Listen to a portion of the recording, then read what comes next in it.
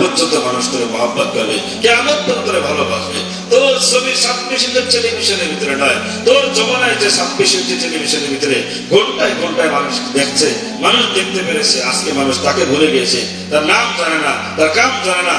আর তোর সম্পর্ক আমার সাথে থাকার কারণে আমি আল্লাহ তাআলা আরশ আজিম থেকে তোর নাম এইভাবে কবুল করেছি, এই পরিমাণ কবুল করেছি, কিয়ামত পর্যন্ত তোর নাম মানুষ সবাই ইজ্জত আর সম্মানের সাথে নেবে। বলেন ঠিক নেবে? ঠিক। বিলাল রাদিয়াল্লাহু তাআলা চেহারা ভালো না, কণ্ঠ ভালো না, নাকটা অনেক মোটা, জবানটাও তোতলা, কিন্তু মদিনার মসজিদ যখন আজান দিতেন, এই আজান আল্লাহ পাক জমিনে বসে আজান দিতেন, মাইক ছাড়া আল্লাহ পাকের আরশে আজানের আওয়াজ যাইতেছে। সুবহানাল্লাহ বলেন। তো জবানটা তোতলা, এই জন্য অনেক সাহাবারা বলতেন, হুজুর বিলালকে বাদ দিয়ে নতুন একজন মুয়াজ্জিন নিযুক্ত করা যায় না, যার কণ্ঠটা অনেক সুন্দর, বলিষ্ঠ কণ্ঠ, স্পষ্ট ভাষা, এরকম একজন মানুষকে